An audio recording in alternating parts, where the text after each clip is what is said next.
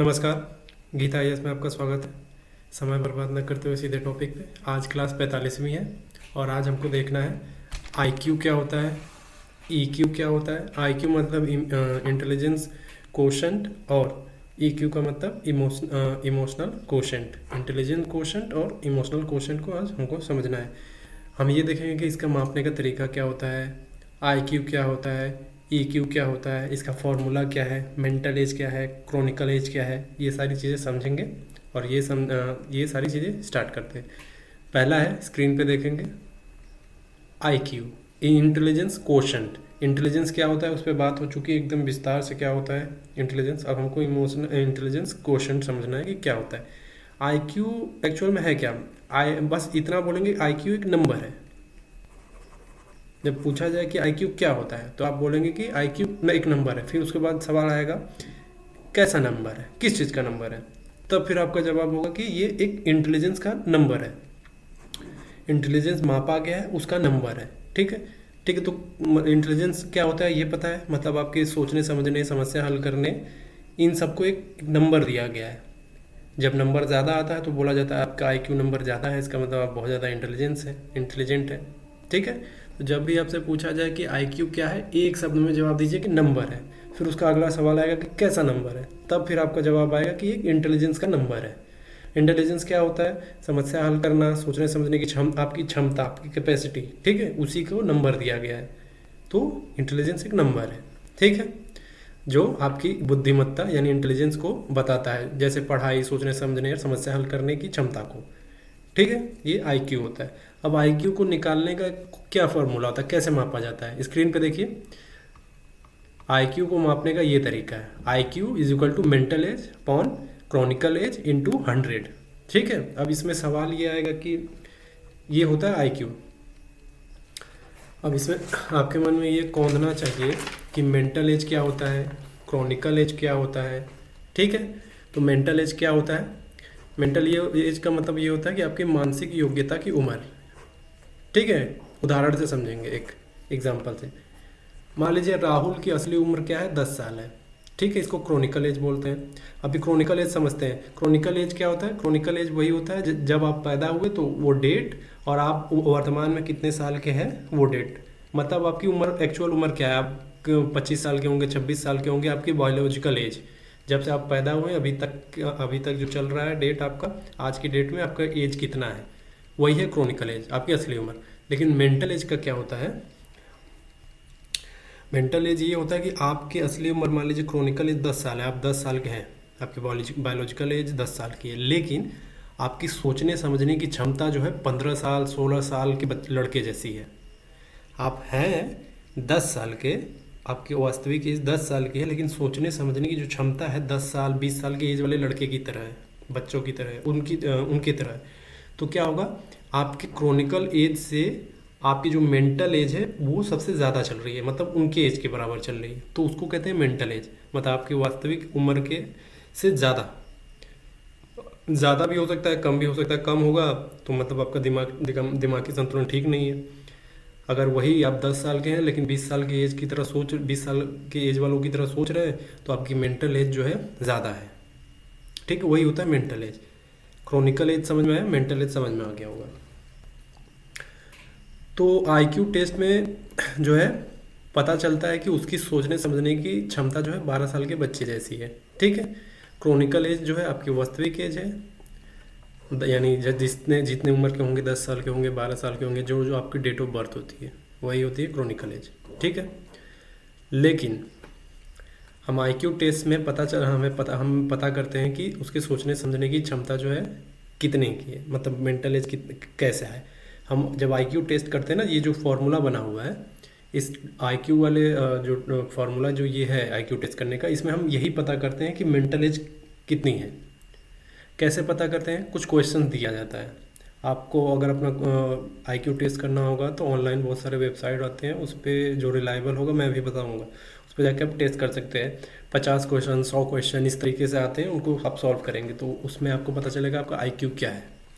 ठीक है, आईक्यू में आपको पहले मेंटल एज पता करना होता है, वो क्वेश्चन के थ्रू पता कर लेते हैं। आप मान लीजिए वो आपसे जब आप फॉर्म फिलअप करवाएंगे तो आपसे पूछेंगे कि आपकी एज कितनी, तो आप भरते हैं क्रोनिकल एज अपनी कि हमारी एज 25 साल की है, फिर आपको उस हिसाब से क्वेश्चन दिया जाता है। अगर 25 साल के हैं तो 32-35 साल की एज वालों की तरफ क्वेश्चन दे दिया जाएगा।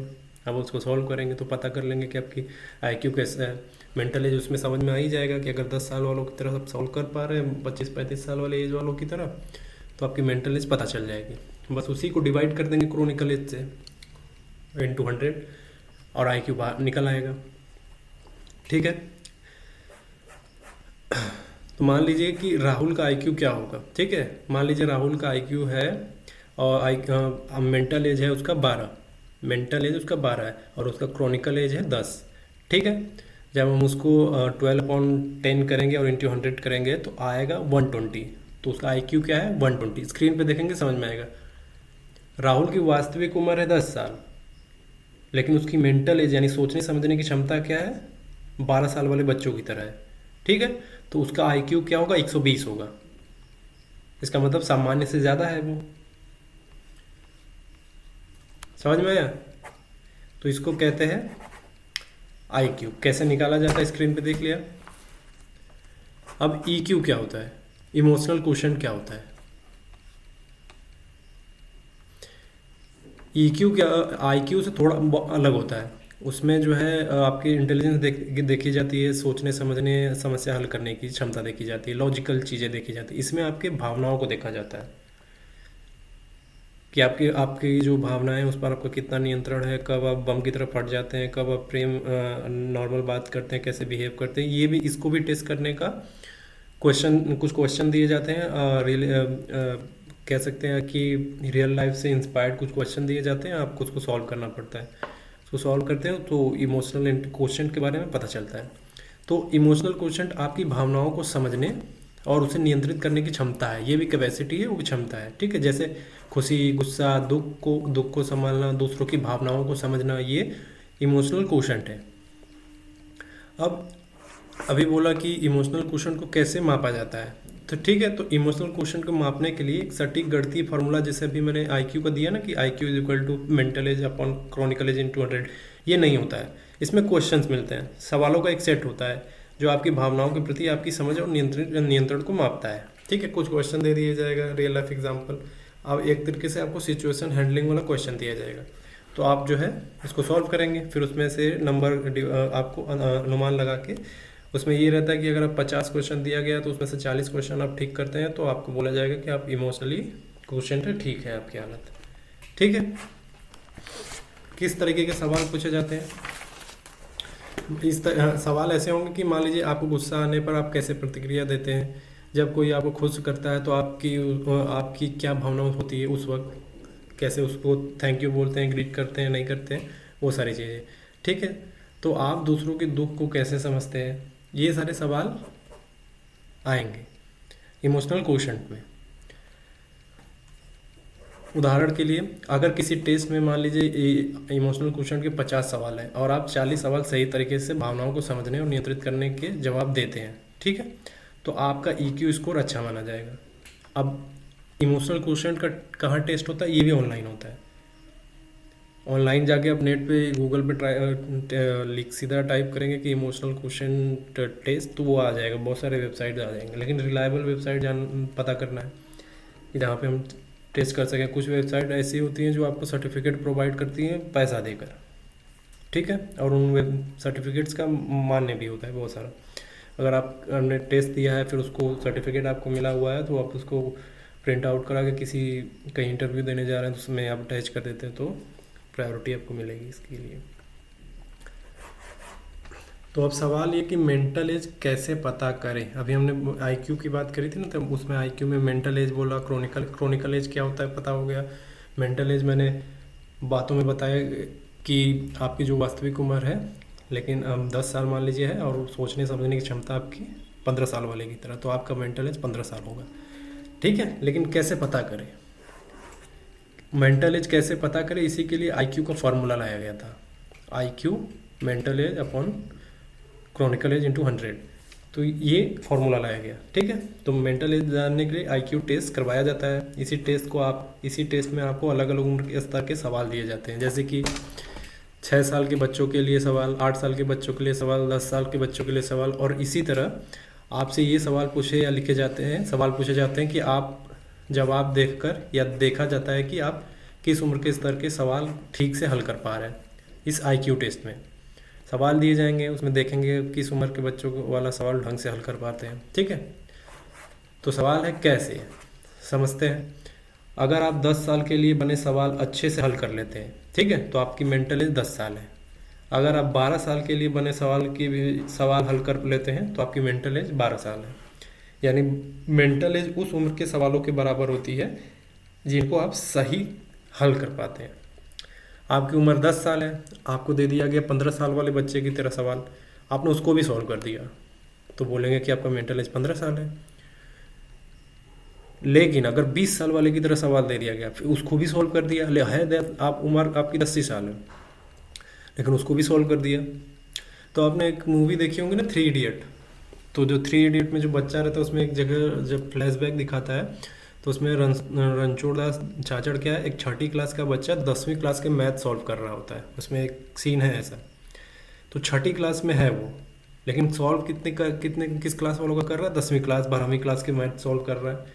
मतलब 6ठी क्लास में है तो मान लीजिए उसका 14 साल एज होगा, और सॉल्व कितने 13-14 साल का होगा, और सॉल्व कितने का किस उम्र के बच्चों का कर रहा है क्वेश्चन, 16 साल 17 साल वाले बच्चों के क्वेश्चन सॉल्व कर रहा है। तो उसकी मेंटल एज क्या होगी, 16 या 17 होगी। ठीक है, बस वही बात है। तो मेंटल एज उस उम्र के सवालों के बराबर होती है जिनको आप सही तरीके से हल कर पाते हैं। 3 इडियट मूवी देखेंगे तो उसमें एक सीन आएगा ऐसा, तो आप रिलेट कर लीजिएगा, समझ में आएगा वहाँ पे। अब सवाल ये है कि मान लीजिए कि मेंटल एज हमें अगर अपने बच्चे का घर पे पता करना हो, माँ बाप को पता करना पड़े ऐसे, तो कैसे किया जाए। एक तरीके से कहते हैं कि माँ बाप को कोई ऐसी चीज़ें नहीं करवानी, जैसे टेस्ट वगैरह कंप्यूटर पे नहीं करवाना है, लेकिन घर पे पता करना है, तो कैसे करेंगे। तो माँ बाप के लिए आसान तरीका ये है कि वे बच्चों को अलग अलग उम्र के हिसाब से सरल से मुश्किल सवाल या खेल खेलने के लिए बोले या दे। मान लीजिए 5 साल के बच्चे के लिए सवाल ऐसे दिए कि रंग पहचानने वाला, 5 साल के बच्चे को रंग पहचानने का टास्क दिया जाए उसको। ठीक है, 8 साल के जो बच्चे हैं उनके लिए सरल जोड़ घटाना जो होता है, मल्टीपल चॉइस, ये सारी चीज़ें उसको क्वेश्चन दे उस तरीके का। और 10 साल के लिए जो बच्चे हैं उनको थोड़ा मुश्किल पहेलियाँ दें, उनसे कुछ क्वेश्चन ऐसे पूछे, होता है ना, माँ दादा दादी पहले पहेली पूछते थे तो कहते हैं बूझो तो जाने, तो उस तरीके के कुछ क्वेश्चन उन्हें दें, तो उनसे पता चलेगा कि उनकी मेंटल एज क्या है। अगर जिस उम्र में है उसी उम्र की तरह व्यवहार कर रहे हैं तो औसत है, जिस उम्र में है उससे ज़्यादा एडवांस बिहेव कर रहे हैं तो उनके मेंटल एज काफ़ी अच्छा है, मतलब आईक्यू टेस्ट उनका अच्छा निकलेगा, आईक्यू ज़्यादा होगा। जिस उम्र में उससे ज़्यादा लो हरकतें हैं, मान लीजिए है कोई 25 साल का, हरकत 10 साल वाले बच्चे की तरह कर रहा है, तो मतलब कहेंगे ना माइंड डिस्टॉर्ट है इसका। तो घर पे पता करना है। तो अगर बच्चा 8 साल के सवाल सही करता है तो सही करता है, पर 10 साल के सवाल में गलती करता है तो उसकी मेंटल एज 8 साल मानी जाएगी। ठीक है,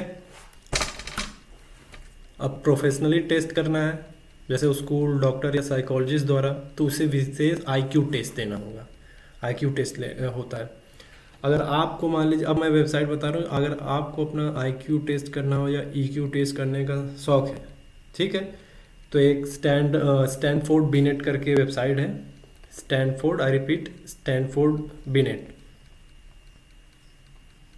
नेट पे आप गूगल करेंगे सीधे स्टैनफोर्ड बिनेट, तो उस पर आपको मेंटल एज आपका आईक्यू टेस्ट करने का वेबसाइट खुलेगा। उस पर 50 क्वेश्चन वाले आईक्यू टेस्ट आएंगे, 100 क्वेश्चन वाले आईक्यू टेस्ट आएंगे। आप टेस्ट दे के पता कर लो कि आपकी आईक्यू क्या है। ठीक है, तो स्टैनफोर्ड बिनेट नेट पे सर्च करके ये आईक्यू टेस्ट करवाती है, आप पता कर सकते हैं इस पर अपना आईक्यू टेस्ट देके, फ्री में होता है।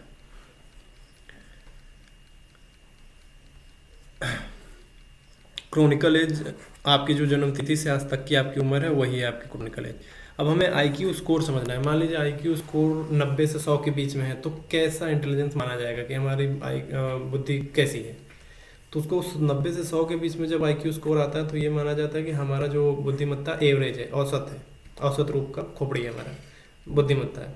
अगर 110 से 130 के बीच में आ जाता है तो माना जाए कि आपकी जो बुद्धिमत्ता है, इंटेलिजेंस, वो काफ़ी अच्छी है। मतलब अबव द एवरेज, एवरेज से ज़्यादा होती है, और 130 से ऊपर निकल गई, 130 से ऊपर निकल गई तो बहुत अच्छी यानी बेहतरीन बुद्धिमत्ता है, हाई इंटेलिजेंस आप में भरा हुआ है। ठीक है, मतलब कोई बात ही नहीं है, आप तो पक्का खोपड़ी से बहुत तेज है आप। अगर मान लीजिए IQ स्कोर आपका 70 से 90 के बीच में आ गया, ठीक है, तो सामान्य जो एवरेज था उससे कम है, तो सामान्य से कम बुद्धिमत्ता है। अगर 70 से नीचे चला गया, आपका IQ स्कोर 70 से नीचे चला गया, तो मतलब आपकी इंटेलिजेंस में चुनौती है, मतलब आपके खोपड़ी में कोई दिक्कत हो चुकी है, अब आपके बुद्धि में दिक्कत है बहुत ज़्यादा, आपको डॉक्टर को दिखाएंगे फिर। अब EQ का अब स्कोर पूछा जाएगा कि इमोशनल क्वेश्चन का भी तो स्कोर होता होगा, तो ये बता दिया जाए कि इमोशनल का क्वेश्चन का कोई तय स्कोर नहीं होता है, क्योंकि ये लॉजिकल वाला क्वेश्चन होता नहीं कि आपको लॉजिकल रीजनिंग मैथ के कुछ क्वेश्चन दे। IQ में थोड़े से मैथ रीजनिंग के क्वेश्चन आते हैं, लेकिन इमोशनल क्वेश्चन का जब पता करना होता है कि आपका EQ कितना है, तो उसके लिए आपको सिचुएशनल क्वेश्चन दिए जाते हैं, उसमें कोई स्कोर नहीं होता है।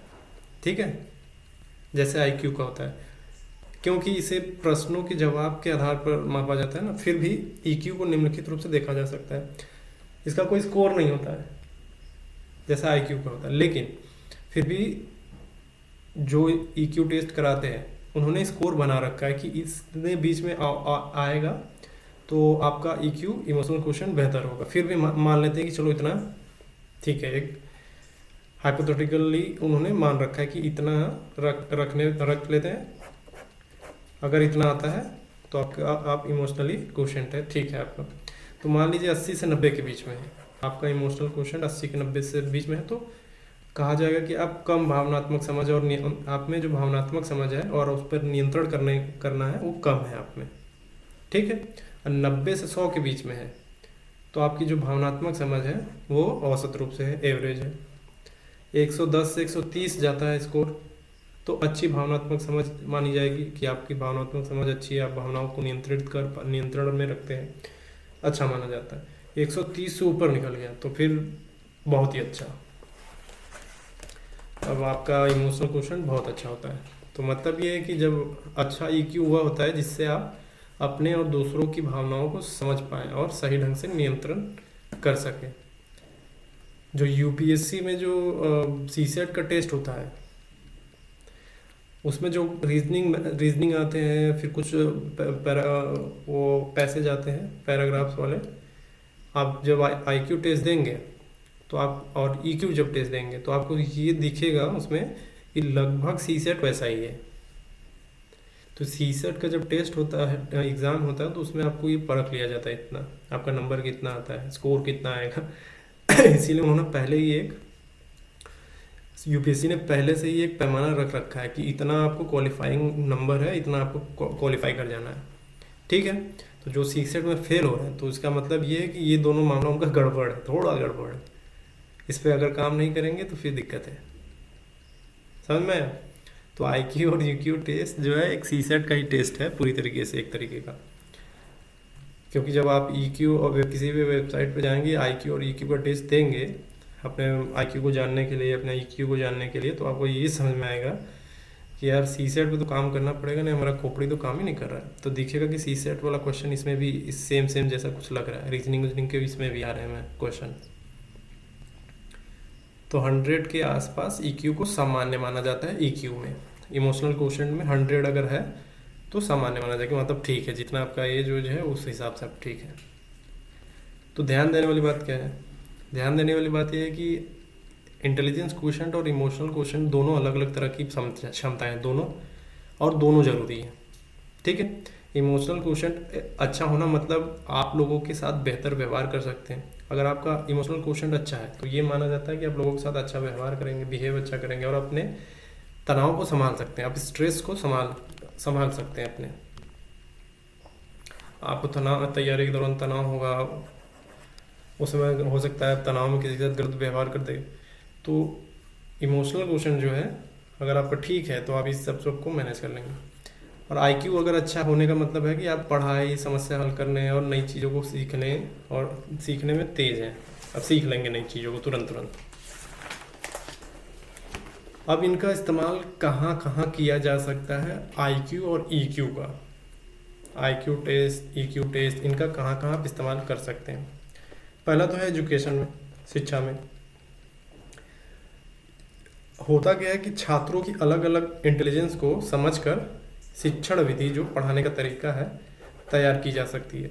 हम आईक्यू टेस्ट, उनके ईक्यू टेस्ट अगर ले लें तो हम ये तो पता कर सकते हैं ना कि उनके दिमाग का स्तर कैसा है। हो सकता है कि जिस एक जो कैटेगरी बनी हुई, इतने इतने स्कोर आए हुए हैं, XYZ जो स्कोर आ रहे हैं, उन बहुत बच्चों का टेस्ट लिया और लगभग कुछ बच्चों का स्कोर एक कैटेगरी में सेम आ रहा है, कुछ बच्चों का एक कैटेगरी सेम आ रहा है। तो क्या करते हैं, उन बच्चों को उठा के उनको लिए अलग से ट्रीटमेंट दें उनको। फिर जो जिन बच्चों का स्कोर एक XYZ स्कोर में आया हुआ है, उनको अलग रखे, उस तरीके से उनको ट्रीट करें, तो उन पर अच्छे से काम किया जा सकता है।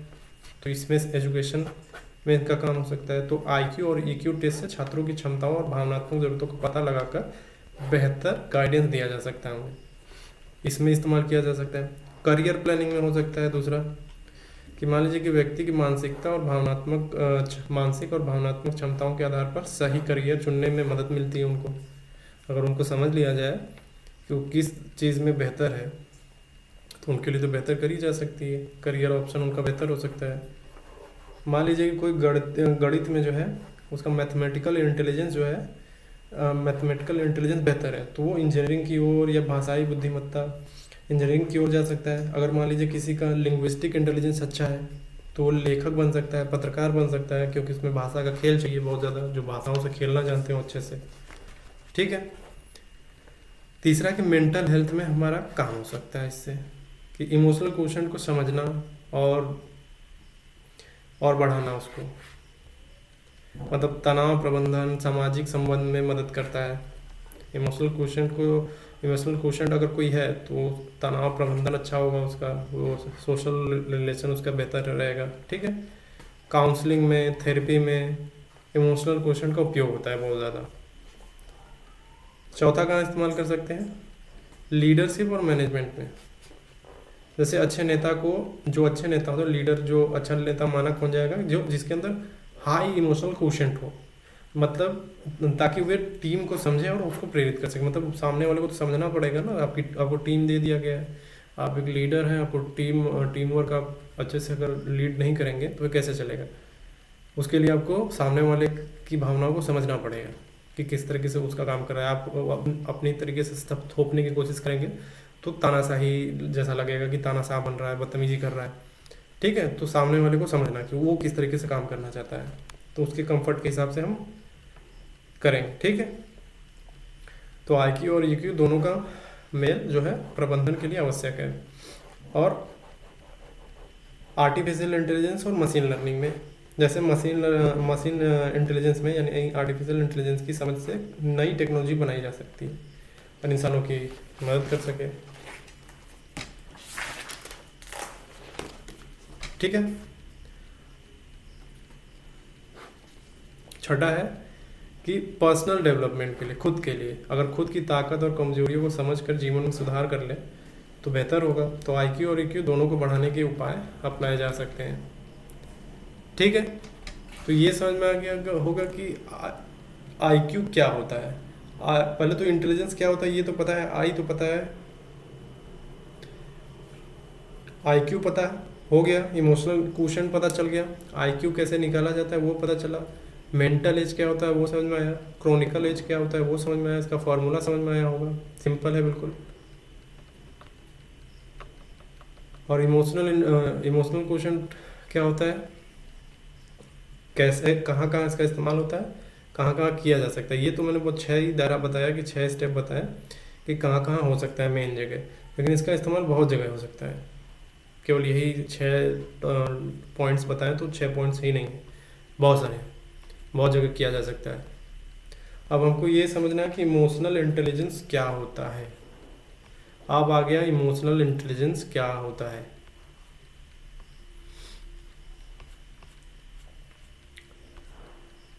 पहली बात तो ये है कि इंटेलिजेंस क्या होता है ये तो पता है कि सोचने समझने और समस्या सुलझाने की क्षमता। ठीक है। अब ये समझ लीजिए कि इमोशंस क्या होते हैं, बस दोनों को मर्ज कर देना। इमोशन मतलब भावना, यानी डर, गुस्सा, प्यार, दुख, ये आदि इत्यादि, ये सब आप दोनों को जोड़िए। इमोशनल इंटेलिजेंस यानी ये जो डर, गुस्सा, प्यार, भावना, दुख आदि इत्यादि है, इनको समझने, समस्या, इसमें अगर कोई समस्या आती है तो उसको सुलझाने, ठीक है। अगर कोई डरा हुआ है, कोई गुस्सा है तो क्यों है, उसको सोचना, उस पर सोचना, ठीक है, समस्या सुलझा, इसकी इस क्षमता को इमोशनल इंटेलिजेंस कहते हैं। यानी डर, गुस्सा, प्रेम, दुख, ये सारी चीज़ें, इस पे सोचने, समझने और समस्या को सुलझाने की जो क्षमता है, वही है इमोशनल इंटेलिजेंस। दोनों को मर्ज करके सोचिए, दोनों वर्ड्स को मर्ज कर दीजिए, दोनों शब्दों को, इमोशनल इंटेलिजेंस। इमोशंस क्या है? डर है, गुस्सा है, प्रेम है, दुख है, आदि इत्यादि सारी चीज़ें। इंटेलिजेंस क्या है? सोचने, समझने, समस्या सुलझाने की क्षमता है। अब दोनों को मर्ज कर दीजिए, दोनों को जोड़िए कि डर, गुस्सा, प्यार, दुख और आदि इत्यादि पर सोचने, समझने और समस्या हल सुलझाने की क्षमता जो होती है, वही है इमोशनल इंटेलिजेंस। समझ में आया? शब्दों से खेलना है बस। अब सवाल ये है कि भावना यानी इमोशंस का विकास कैसे हुआ है। इस पर बहुत से लोगों ने कुछ ना कुछ बोला है। इमोशंस का विकास कैसे हुआ, भावनाएं कैसे विकसित हुई हैं, इस पे बहुत सारी थ्योरीज है, लेकिन एक फेमस थ्योरीज तो बहुत सारी आएंगी, एक दो बताऊंगा, बाकी सब हिंट कर दूंगा। पहला है चार्ल्स डार्विन का। चार्ल्स डार्विन का भावना का विकास एक सिद्धांत ये है कि इनका सिद्धांत ये था कि एवोल्यूशन ऑफ इमोशंस, और एक ये एवोल्यूशन ऑफ इमोशंस को इन्होंने किताब में बताया था, the expression of emotions in man and animal. 1872 में आया था इनका वो किताब, 1872 में ये किताब आई थी कि the expression of emotions in man and animal, 1872। और इनका जो विचारधारा थी, जो वाद था, वो था जैविक विकासवाद यानी बायोलॉजिकल एवोल्यूशनिज्म। तो इन्होंने कहा क्या? तो इन्होंने, चार्ल्स डार्विन ने कहा कि जैसे शरीर यानी बॉडी का विकास नेचुरल सिलेक्शन से हुआ, वैसे ही भावनाओं का विकास भी हुआ है। नेचुरल सिलेक्शन, अब तो दिमाग में आएगा नेचुरल सिलेक्शन क्या है, वो आएगा लाइन सीधे सा आगे आएगा, नेचुरल सिलेक्शन क्या होता है। इन्होंने फिर, मैं रिपीट करता हूँ, इन्होंने फिर से क्या कहा, फिर क्या है कि उन्होंने कहा है कि जैसे शरीर का विकास नेचुरल सिलेक्शन से हुआ है, वैसे ही भावनाओं का भी विकास हुआ है। ठीक है, मतलब ये है कि हमारी भावनाएं जैसे डर, गुस्सा, प्यार, खुशी, कोई अचानक नहीं बनी है, ये अचानक से ऐसा नहीं हुआ कि बन गया, ये चार्ल्स डार्विन का कहना है, बल्कि लाखों वर्षों से जीव जंतुओं के साथ विकसित हुई है। जैसे जीव, इनका जब ये बोलते हैं कि जीव जंतुओं के साथ विकसित हुई, तो इनका कहना ये भी कह रहे होते हैं कि जैसी भावनाएं आपके अंदर है, जानवरों में, पौधों में, उनमें भी ऐसी भावनाएं हैं। ये मत कहिए कि केवल आप में वो सारी भावनाएं हैं। ठीक है, तो अब समझना है कि बायोलॉजिकल एवोल्यूशनिज्म क्या है, जैविक विकासवाद क्या है, बायोलॉजिकल एवोल्यूशनिज्म क्या है। तो जैविक विकासवाद कहता है ये है कि हर जीव अपने परिवेश यानी एनवायरनमेंट में जीवित रहने के लिए बदलता है। जो बदलाव उपयोगी होते हैं वह अगली पीढ़ी में आगे बढ़ते हैं। ठीक है, मतलब ये कि मान लीजिए जिस परिवेश में आप हैं, आपके सर्वाइवल के लिए जो जरूरी है वही आपके साथ रहेगा, और जब आपकी अगली पीढ़ी आएगी उसमें भी केवल वही सारी चीज़ें ट्रांसफ़र होंगी जो सर्वाइवल के लिए ज़रूरी नहीं है। मान लीजिए आपके कान, मैं एक हाइपोथेटिकल एग्जांपल ले रहा हूँ, अगर कान ये ज़रूरी नहीं हुआ, ठीक है, कोई काम नहीं आ रहा है इसका, बस ऐसे ही है, तो हो सकता है अगली पीढ़ी में ट्रांसफ़र होते होते तो ये कान गायब हो जाए। ये कह रहे थे यही कि जो सर्वाइवल के लिए ज़रूरी है वही चीज़ें बस आगे जाएंगी। मतलब ये कि प्रकृति चुनती है कि कौन सी विशेषताएं या व्यवहार आगे बढ़ेंगे। प्रकृति चुन रही है कि कौन सी चीज़ें आगे, कौन सी विशेषता अगली पीढ़ी में जानी है, ठीक है, या आगे बढ़ेगा। तो जो जीवित रहने में मदद करती है वही टिकती है। इसी प्रक्रिया को नेचुरल सिलेक्शन कहते हैं, जो प्रकृति चुन रही है। नेचुरल सिलेक्शन क्या मतलब, नेचर का क्या मतलब है, प्रकृति। सिलेक्शन का क्या मतलब है, चुनाव, प्रकृति का चुनाव। प्रकृति जो चुनेगी वही आगे जाएगा। तो सर्वाइवल के लिए क्या ज़रूरी है, अभी आपको समझ में आएगा कि डर, गुस्सा, भावना, ये सारी जो चीज़ें, खुशी आ रही है ना, खुशी जैसी भावना, डर जैसी भावना, ये आपके सर्वाइवल के लिए ज़रूरी है। तो अगर ये सर्वाइवल के लिए ज़रूरी है तो आगे जाएगी, अगली पीढ़ी में जाएगी ये सारी चीज़ें। ठीक है, तो अब ये नेचुरल सिलेक्शन जो है भावनाओं पर कैसे लागू होता है। डार्विन ने कहा कि भावनाएं हमारे शरीर और मस्तिष्क में जीवित रहने की रणनीतियाँ हैं, स्ट्रेटेजी है। ठीक है, भावनाओं को, इमोशंस को महत्व दे रहे हैं। जैसे मान लीजिए एग्जाम्पल के लिए डर वाली भावना है, तो विकास में इसका उपयोग क्या है? खतरे से बचने के लिए। डर खतरे से बचने के लिए, अगर कोई शेर दिखेगा तो क्या करेंगे? हम भागेंगे वहाँ से, जोर से, बहुत तेज़ी से भागेंगे। तो क्या हुआ? आपकी ज़िंदा रहने के लिए डर जरूरी है। दूसरा है गुस्सा, एंगर, अपने क्षेत्र या अधिकार की रक्षा के लिए। आपका कोई अधिकार है तो उस वक्त आप चुप तो रहेंगे नहीं, गुस्सा आएगा आपको, तो आपके अधिकार की रक्षा के लिए। तो जानवर जो होते हैं अपने बच्चे यानी शावक की रक्षा के लिए गुस्सा करते हैं।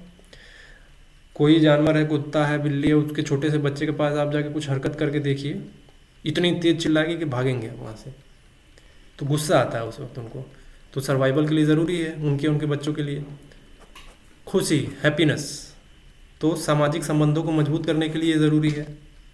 ठीक है, तो मुस्कुराने से दूसरे के लोग जो है आपके करीब आते हैं, हंसी मजाक करते हैं।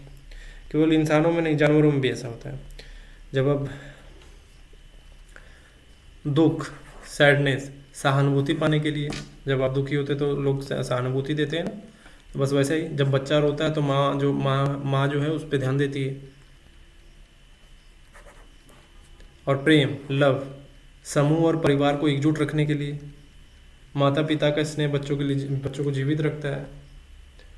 ठीक है, कोई दिन रात आपको कोसना शुरू कर दे तो आपको कैसा लगेगा? लो फील करने लगेंगे। तो ये मनुष्य हो, जानवर हो, दोनों में ही ऐसा होता है। अगर मान लीजिए किसी जानवर को आपने घर पे ला लिया पालतू, उसको रोज़ खिला पिला रहे हैं, बहुत प्रेम दे रहे हैं, खुश है, जब भी आपको दिखता है पूछ रहा था। अब अचानक से अब लगभग 6-7-8 महीना मतलब इतना जोर से उससे बदतमीजों की तरह चिल्ला दीजिए उसके ऊपर, डंडे से पीट दीजिए खूब, वो देखिए वो फिर एकदम सहम जाएगा आपसे। अंदर ही अंदर उसके अंदर दुख पनप जाएगा, लेकिन वो बोल नहीं पाएगा, कि बोल नहीं सकता वो। आप बोलता तो है लेकिन आप उसकी भाषा नहीं समझ पाएंगे। तो भावनाएं जो है इंसान और जानवर दोनों में होता है, ये डार्विन कह रहे थे, और उन्होंने इसको इस बुक में बताया है अच्छे से। The expression of emotion in man and animals, 1872 की किताब है, उसी टाइम पब्लिश हुई थी। और जैविक विकासवाद के जरिए उन्होंने ये समझाया है। और नेचुरल सिलेक्शन, इसका जो जिक्र आया है कि नेचुरल सिलेक्शन क्या होता है, प्रकृति जिस चीज़ का चुनाव करती है वही चीज़ आगे बढ़ती है, आपके सर्वाइवल के लिए ज़रूरी है। तो इसी प्रोसेस में उन्होंने सारी चीज़ें बताई हैं कि भावनाओं का विकास आपके सर्वाइवल के लिए ज़रूरी है, और सर्वाइवल के ज़रिए ही ये जो इमोशंस हैं वो आगे बढ़े हैं, अभी तक हमारे साथ हैं। ठीक है, तो सवाल ये है कि मनुष्य और जानवरों में समान भावनाएं क्यों होती हैं? इसका जवाब भी डार्विन ने दिया। डार्विन ने बहुत सारे तुलनात्मक अध्ययन यानी कंपैरेटिव स्टडीज़ के जरिए उन्होंने देखा कि जानवर और इंसान दोनों में समान भावनाएं दिखाई देती हैं। तो उदाहरण के लिए, बिल्ली डरने पर अपने बाल खड़े कर लेती है। जब बिल्ली डरती है तो नहीं चिल्लाती है, तो देखते हैं उसके रोंगटे से ऊपर से बाल उठते हैं थोड़ा। कार्टून में दिखाया गया, कार्टून वगैरह देखते होंगे, तो बस वो जो कार्टून में दिखाया गया बस वही समझिए उससे। जब डरती है तो बाल खड़े करती है। लेकिन जब इंसान डरता है तो आप देखते हैं ना, उसके थोड़े थोड़े जो रोए होते हैं उठने लगते हैं, थोड़ा थोड़ा सीरन महसूस होता है बॉडी में, डर महसूस होता है। तो दोनों की जड़ एक ही है, सर्वाइवल मैकेनिज्म। बिल्ली का डर और इंसान का डर, दोनों का सर्वाइवल मैकेनिज्म सेम है, जीवित रहने के लिए उनके। जब एक खबर मान लीजिए न्यूज़ में आ गई कि चीता जो है आपके घर के आसपास, इसे आप XYZ इलाके में रहते हैं, चीता उधर घूम रहा है, सरकार की लापरवाही में चीता घूमने लगा, आपके डरने लगे कि यार बाहर लेटेंगे तो ख़त्म तो नहीं हो जाएंगे, खा गया तो इस डर के मारे आप बाहर नहीं निकलते हैं। तो क्या है, आप अपना जो सर्वाइवल मैकेनिज्म आपका ऑन हो चुका है बॉडी का, तो आप अंदर छुपते हैं, अंदर सोते हैं, कमरे के अंदर सोते हैं, बाहर नहीं निकलते, ताला लगा के रखते हैं हमेशा। तो ये जो डर है वो सर्वाइवल मैकेनिज्म के लिए आपके लिए अच्छा है। ठीक है, तो कंक्लूड करते हैं इन सब चीज़ों को। तो ये बोला जाएगा कि डार्विन का कहना था कि भावनाएं कोई रहस्य नहीं है, बल्कि जीवित रहने का एक औजार है, यानी सर्वाइवल मैकेनिज्म है। इमोशंस जो है सर्वाइवल मैकेनिज्म है, और वो सर्वाइवल मैकेनिज्म की वजह से ये भावनाएं लंबे जो बनी हैं वो अगली पीढ़ी से अगली पीढ़ी तक होते होते हमारे तक आई है, और ये आगे तक चलेगी। जो भी सर्वाइवल के लिए ज़रूरी नहीं है, नेचुरल सिलेक्शन के थ्रू उसको हटा दिया जाएगा। प्रकृति उसको हटा देगी, जो जरूरी नहीं है, अनावश्यक चीज़ें नहीं जाएंगी आगे। ठीक है, यानी डर, गुस्सा, प्रेम, शर्म सब हमारे सर्वाइवल टूल किट के हिस्से हैं। इसके बिना न मानव सभ्यता बचती, न जानवर बचते। ठीक है, अब ग्लोबल लिंक कर लेंगे तो ये बोला जाएगा आज का जो चल रहा है कि एआई रोबोट्स में भी इमोशन डिटेक्शन तकनीक डाली जा रही है। ये डार्विन के विचारों को मशीनों तक बढ़ाया जा रहा है। जो इमोशंस का डिटेक्शन है, कहते हैं ना, जो आपके जो 5 इंद्रियां हैं उसको टच देने के लिए रोबोट्स के अंदर ये भावनाएं डाली जा रही हैं इस तरीके का। तो डार्विन के विचारों को ही तो आगे बढ़ाया जा रहा है इसमें। ठीक है, ये था डार्विन का जैविक विकासवाद। और जैविक विकासवाद के जरिए उन्होंने समझाया कि जानवर और इंसान दोनों में भावनाएं होती है, और वो भावनाएं आप उनके सर्वाइवल मैकेनिज्म के लिए काम करती हैं। और उनकी जो सर्वाइवल मैकेनिज्म, वो डर और भावनाएं जो भावनाएं थी, उसी के ज़रिए मानव सभ्यता बची, और जो जानवर थे वो भी बचे हैं अभी तक। नहीं तो जो चीज़ें ज़रूरी नहीं है वो नेचुरल सिलेक्शन के थ्रू हटा दिया जाता और नहीं बचता। अगर मान लीजिए भावनाएं ज़रूरी नहीं है तो क्यों आगे आएगा बढ़ता, वो ज़रूरी नहीं है। तो ये उनका कहना ये था कि समराइज करेंगे तो एक लाइन में बोले तो वो जो भावनाएं थी उसी के कारण मानव सभ्यता बची है, उसी के कारण जानवर बचे हुए हैं अभी तक। यही बोल रहे थे वो। तो अब जॉर्ज हीगल, इनको समझना है। इन्होंने भी भावना और तर्क का भावना और तर्क का द्वंद्व पे बात करी थी। इमोशंस और लॉजिक डिसोनेंस, इस तरीके की इन्होंने बात करी। किस पे बात करी? इनका सिद्धांत था डायलेक्टिकल आइडियलिज्म, तात्विक द्वंद्ववाद। ठीक है, एक बुक थी, बुक का नाम था द फिनोमेनोलॉजी ऑफ स्पिरिट, 1807 में पब्लिश हुई थी। ठीक है, तात्विक द्वंद्ववाद पे इन्होंने बात करी है। उन्होंने ये इन शॉर्ट मतलब एक लाइन में बोलना चाहे तो उन्होंने कहा था कि भावनाएं और तर्क विरोधी नहीं होती हैं, बल्कि आत्मा की पूर्णता के 2 हिस्से होते हैं। मतलब जब कोई नेता भावनाओं को समझकर निर्णय लेता है तब वो दोनों शक्तियों का उपयोग कर रहा होता है। ठीक है, ये अलग अलग नहीं होते। कहते हैं कि भावना और तर्क जो विरोधी नहीं है, दोनों का इस्तेमाल करके ही समस्या हल की जा सकती है। तो पहले ये समझते हैं कि भावना और तर्क का द्वंद्व क्या है। भावना और तर्क का द्वंद्व क्या है?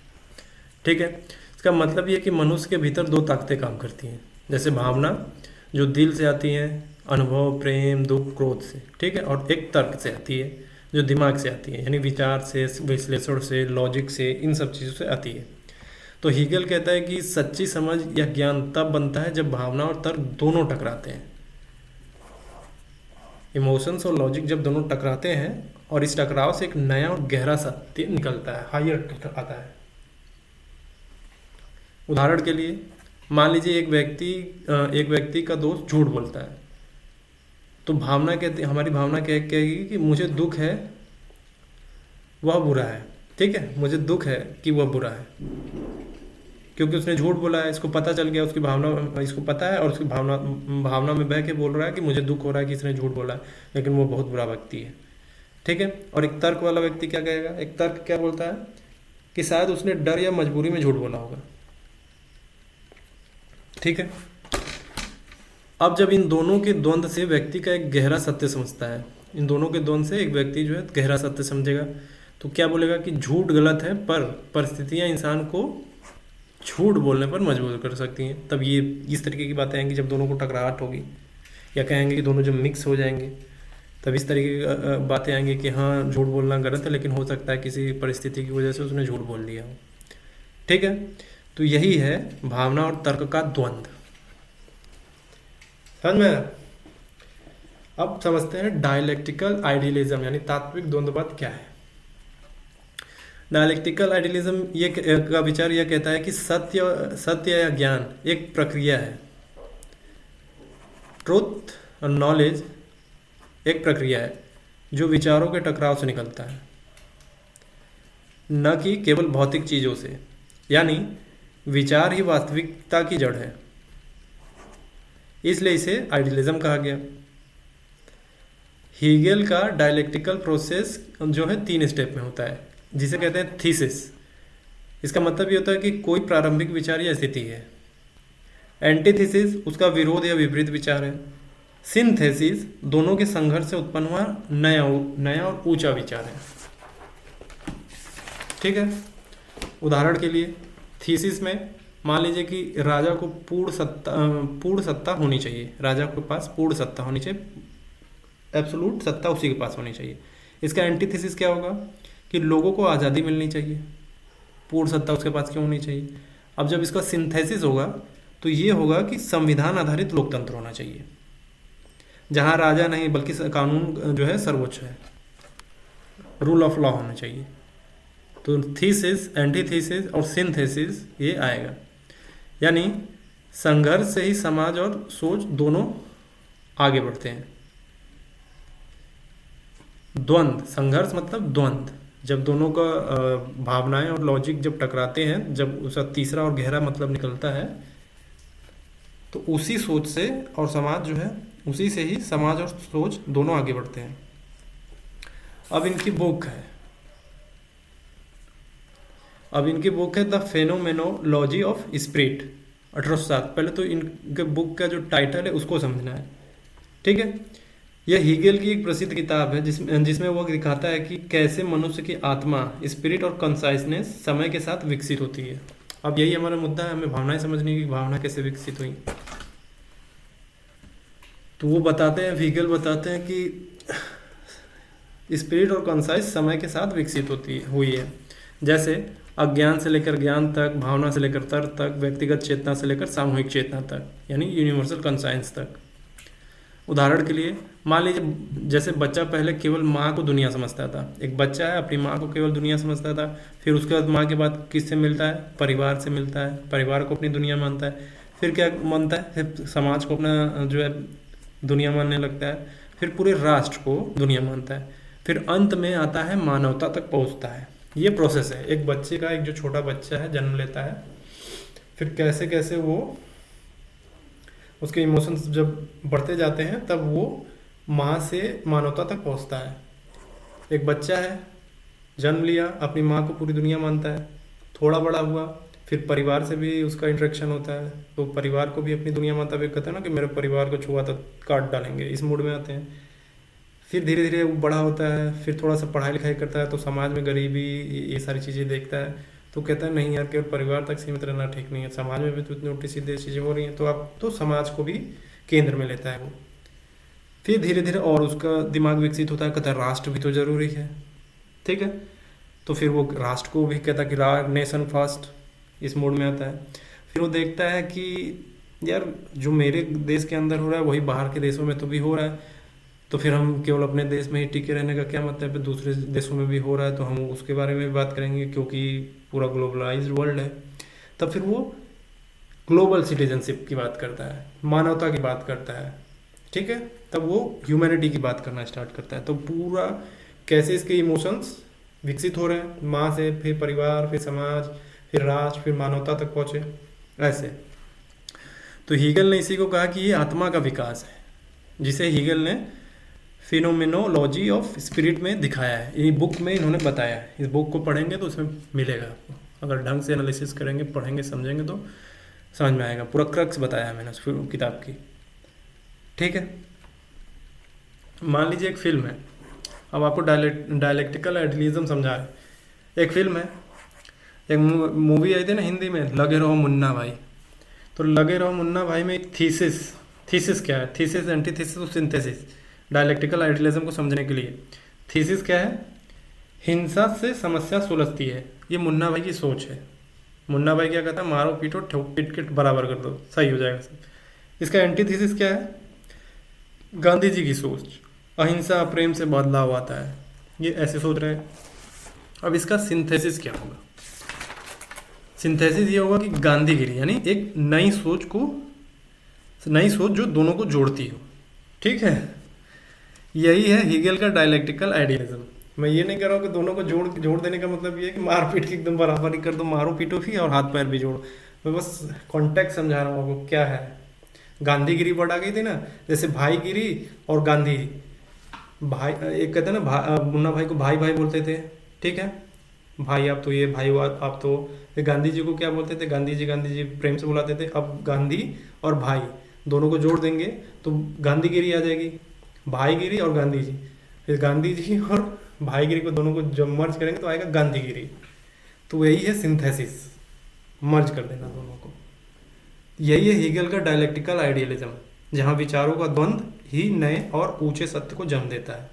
इसे कहते हैं कॉन्फ्लिक्ट ऑफ आइडियाज, विचारों का द्वंद्व। जब दो विचार टकराते हैं तो एक नई विचारधारा पैदा होती है, ठीक है। मुन्ना भाई की सोच क्या है, ठोक पीट के बराबर कर दो। गांधी जी की सोच क्या है, सत्य और अहिंसा। अब दोनों को मिक्स कर दीजिए तो क्या निकलता है, गांधीगिरी। पहले तो गांधीगिरी तरीके से वो समझाता है मुन्ना भाई, अच्छे से समझाएगा, जितना कोशिश करेगा पूरा हाथ पैर सब जोड़ के समझा लेगा। जब नहीं समझेगा तो फिर वो अपने पे आ जाता है कि अब तो मेरा वाला तरीका आएगा। तो ये दोनों मिक्स हो गए कि पहले तो एक ही तरीका अपनाता था कि पीटो ठीक कर दो, अब दोनों तरीका अपना रहा है। पहले अपना गांधी जी वाला तरीका अपना रहा है, फिर जब नहीं माना जा रहा है तो फिर अपने तरीके पे आ जा रहा है। तो क्या है, सिंथेसिस हो रहा है। ठीक वैसे ही जब भगवान कृष्ण क्या बोलते हैं, अंतिम प्रयास युद्ध है। तो क्या है, पहले निवेदन करो, समझाओ, हर तरीके से सारी चीज़ें सब कुछ कर लो। तो ये thesis, anti thesis, sorry thesis है। सारी चीज़ें आप सबने सब कुछ करी, लेकिन फिर जब नहीं माना तो फिर क्या बोलते हैं, अंतिम प्रयास युद्ध है। तो फिर युद्ध करेंगे, समझ में आया। लेकिन यहाँ पे क्या है, डायलेक्टिकल आइडियलिज्म समझा रहे हैं कि सिंथेसिस एंटीथेसिस के टकराने से एक सिंथेसिस निकलता है, एक नई विचारधारा आती है। तो उसी को समझा रहे हैं, ये हीगल का कॉन्सेप्ट था, ठीक है।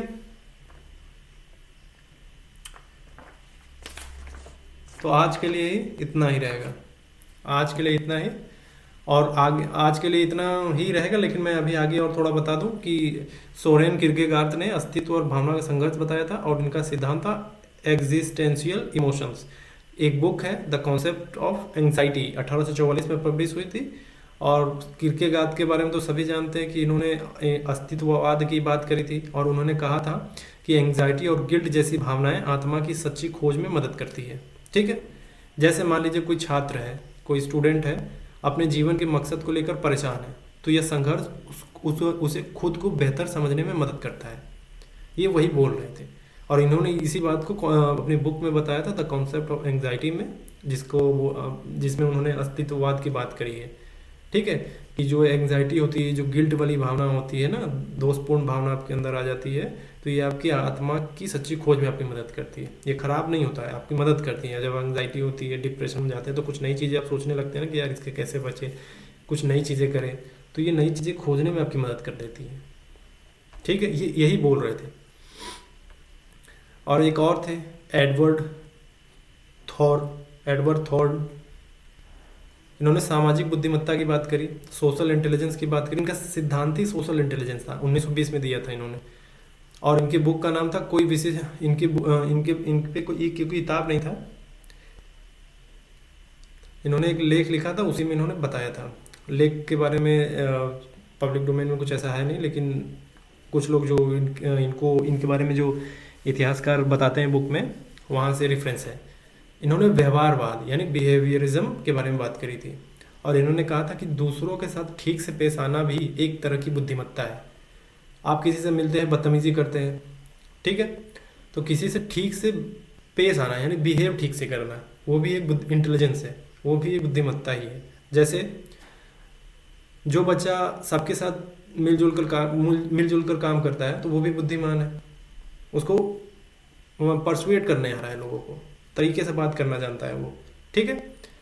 तो ये इनका सिद्धांत ही था सोशल इंटेलिजेंस, कि आप सोशल लाइफ में किस तरीके से लोगों से घुल मिल कर रहते हैं, तमीज़ से रहते हैं, बदतमीजी से रहते हैं, किस तरीके से बिहेव करते हैं। तो सोशल इंटेलिजेंस, इसी को उन्होंने सोशल इंटेलिजेंस बोला है, कि लोगों के साथ घुल मिल कर भी रहना, लोगों के साथ अच्छे से पेश आना भी एक बुद्धिमत्ता ही है।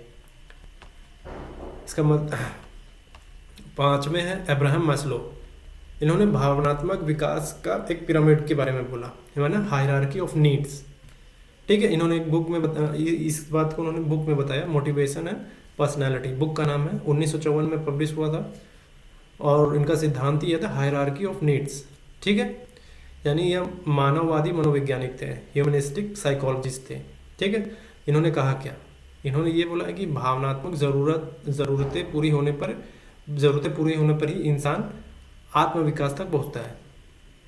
कि मतलब भावनात्मक ज़रूरतें जब पूरी हो जाती हैं तब वो सेल्फ एक्चुअलाइजेशन तक पहुंचता है। मतलब अगर किसी को प्यार और आत्मसम्मान नहीं मिलता तो वह पढ़ाई या काम में सफल नहीं हो सकता है। जब तक भावनात्मक ज़रूरतें आपकी पूरी नहीं होंगी वो सेल्फ एक्चुअलाइजेशन तक नहीं जा सकता। जब आपकी पूरी भावनात्मक ज़रूरतें पूरी हो जाती हैं तब आप सेल्फ एक्चुअलाइजेशन की तरफ बढ़ते हैं, आत्मविकास तक बढ़ते हैं। तो एग्जाम्पल एक के लिए उन्होंने ये बताया कि अगर किसी को प्रेम और आत्मसम्मान नहीं मिलता है तो अपनी पढ़ाई या काम में सफल नहीं हो सकता है, नहीं आगे बढ़ सकता है। वो दिन भर सोचता रहेगा, दिमाग में ओवर थिंकिंग के मतलब कह सकते हैं ना कि ओवर थिंकिंग की औलाद बन के घूमेगा, हमेशा ओवर थिंक करता रहेगा। अब ये ओवर थिंकिंग ही उसको मार डालेगा, क्यों ध्यान नहीं लग पाएगा ना, जो चीज़ पढ़ने जा रहा है या जो भी कुछ करने जा रहा है उसका दिमाग भटकेगा बार बार। तो इसीलिए उन्होंने ये बोला, अब्राहम मास्लो ने ये बोला, और हायरार्की ऑफ नीड्स में उन्होंने बताया सिद्धांत है उनका कि भावनात्मक ज़रूरतें पूरी होनी चाहिए, अगर नहीं होंगी तो सेल्फ एक्चुअलाइजेशन नहीं होगा। ये इनका कहना था। अब एक और है जिन्होंने ये बोला कि बुद्धिमत्ता सिर्फ आईक्यू नहीं होती है। ठीक है, इंटेलिजेंस सिर्फ आईक्यू नहीं होती है, सही बोला। लेकिन कौन थे ये थे डेविड वेचलर। इनका सिद्धांत क्या था, वेचलर अडल्ट इंटेलिजेंस स्केल, जिसे शॉर्ट में WAIS भी बोलते हैं। ठीक, इनकी किताब थी एक, the measurement of adult intelligence, 1939। Book का नाम, आई रिपीट, बुक का नाम था the measurement of adult intelligence, 1939। तो इनका ये इस पे ज़्यादा जोर देते थे कि साइकोमेट्रिक साइकोलॉजी, ये इस पे ज़्यादा जोर देते थे, यानी वैज्ञानिक परीक्षण मनोविज्ञान, इस पे ज़्यादा जोर था। कहा क्या था इन्होंने ये बोला था कि इंटेलिजेंस जो है, लॉजिक, जो आपकी लॉजिक पावर है वो, सामाजिक समझ है वो, और भावनात्मक नियंत्रण है वो,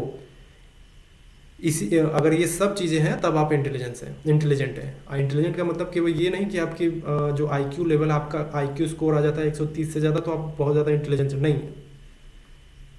केवल मैथ सॉल्व करना, केवल रीजनिंग सॉल्व करना, इससे आप जो है इंटेलिजेंट नहीं हो जाते। आप समाज में किस तरीके से लोगों से बिहेव कर रहे हैं, आपकी भावनाएं, आप अपनी भावनाओं पे कंट्रोल कितना करते हैं, दूसरों की भावनाओं को कितना समझते हैं, दूसरों का सम्मान कितना करते हैं, इन सब चीज़ों को जब मर्ज करेंगे तब आपको इंटेलिजेंट बोला जाएगा। ठीक है, तब आप सोशल लाइफ जीने के काबिल हैं। ये थे डेविड वेचलर, और अपनी बुक में बताया था the measurement of adult intelligence, 1939 में पब्लिश हुई थी बुक। उदाहरण के लिए मान लीजिए जो स्टूडेंट सभी टेस्ट में अव्वल है पर गुस्से को नहीं रोक सकता है, टेस्ट में तो काफ़ी कमाल कर रहा है, धमाल कर रहा है, 100 में 100 ला रहा है, लेकिन गुस्सा आता है तो उसको रोक नहीं पा रहा है, तो ये उसकी बुद्धिमत्ता अधूरी, बुद्धिमान तो है लेकिन अधूरा है, पूरा नहीं है। ठीक है, तो मतलब इमोशंस पे कंट्रोल नहीं है उसके। जब अपने इमोशंस पे कंट्रोल नहीं है, इसका मतलब है कि दूसरे को भी इमोशंस नहीं समझ में रहा है, सामने वालों को पीट दे रहा है। अब साथ में हार्वर्ड गार्डनर, जिन्होंने बहुबुद्धिमत्ता का सिद्धांत दिया था। मैंने बोला था मल्टीपल इंटेलिजेंस थ्योरी के बारे में शुरू में बात करी है, बस वही है, हार्वर्ड गार्डनर के बारे में बात हो रही है। इनका सिद्धांत था मल्टीपल इंटेलिजेंस, 1983 में बोला था इन्होंने। बुक का नाम है फ्रेम्स ऑफ माइंड, इन्होंने उसमें बात करी है। और इन्होंने एक नया सिद्धांत बात दिया था, विचारधारा दी है, नव मानवतावाद, यानी न्यू ह्यूमैनिज्म। इन्होंने कहा क्या है, अब हार्वर्ड गार्डनर का कहना यह है कि एक ही इंटेलिजेंस नहीं है बल्कि 8 तरह की होती है, जिसमें इंट्रापर्सनल भी शामिल होता है। इंटरपर्सनल मतलब दूसरों को समझना, इंट्रापर्सनल मतलब खुद को समझना, दूसरों को समझना। ठीक है, तो इंटेलिजेंस, मैंने मल्टीपल इंटेलिजेंस थ्योरी पे बात करी है, 8 तरीके का इंटेलिजेंस होती है, किस तरीके की होती हैं आप पिछली क्लास देखेंगे, समझ में आएगा, उसमें सारी बातें होंगी किस टाइप की इंटेलिजेंस होती हैं।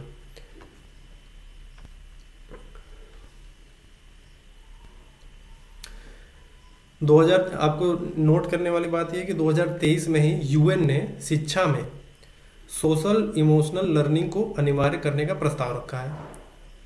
यह गार्डनर के विचार को से ही प्रेरित है एक तरीके से। जो यूएन में अगर बोला जा रहा है कि सोशल इमोशनल लर्निंग को अनिवार्य बनाया जाए, तो ये तो गार्डनर के विचार का प्रेरित है, क्योंकि बोलते हैं मल्टीपल इंटेलिजेंस थ्योरी है, इंटरपर्सनल और इंट्रापर्सनल दोनों ही शामिल होना चाहिए इंटेलिजेंस में।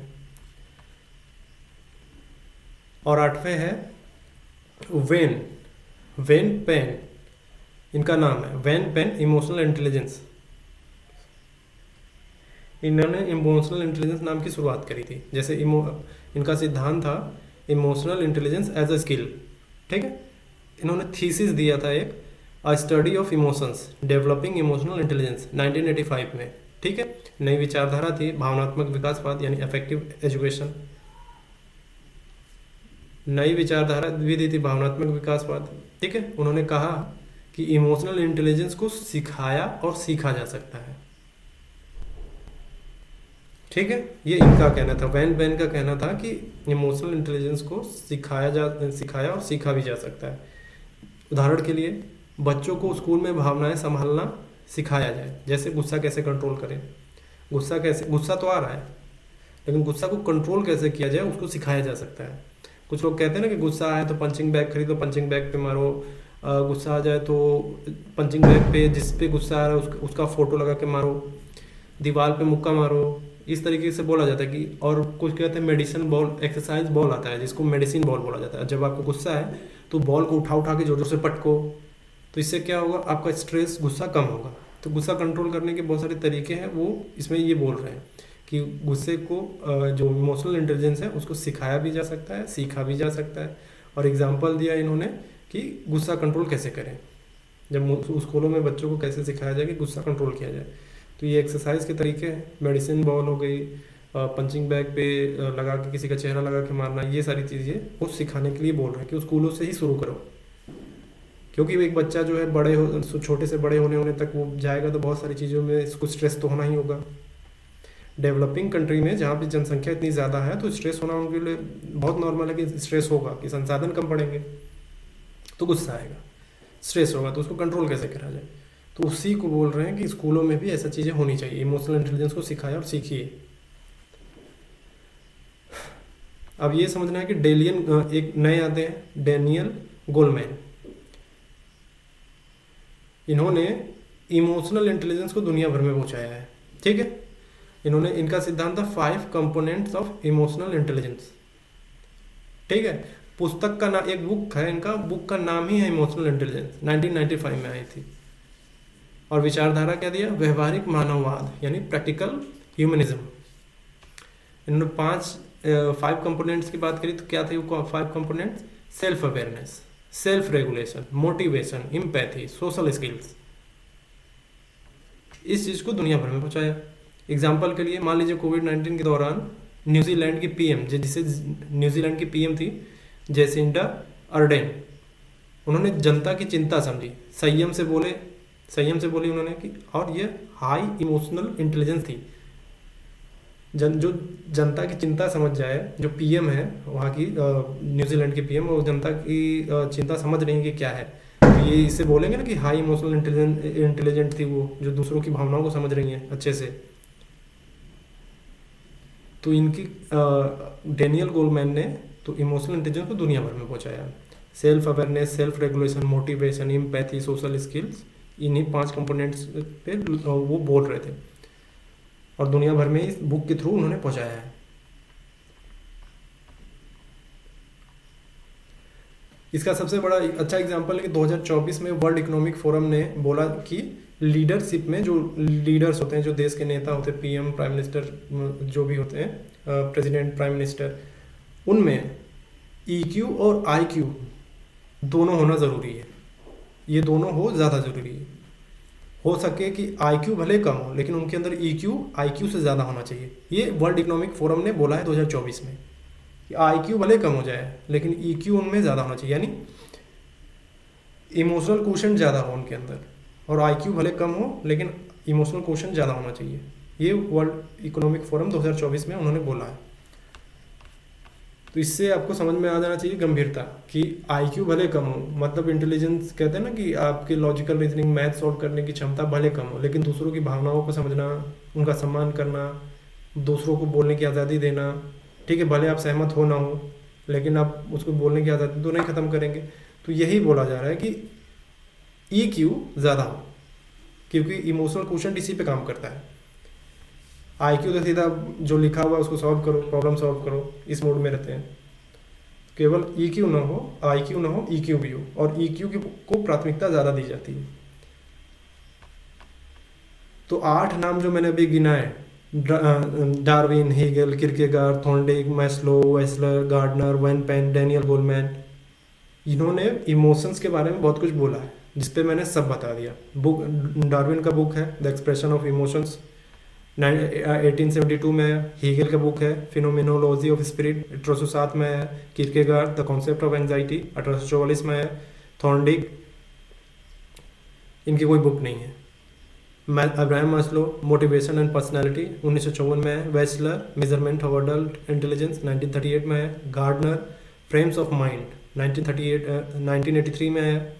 वैन पेन, इनकी एक थीसिस है, PhD की थीसिस है, जो वो पब्लिश हुई थी 1985 में। डैनियल गोलमैन है, इमोशनल इंटेलिजेंस, इसमें उन्होंने पूरी बुक ही लिखी थी, जो 1995 में पब्लिश हुई थी।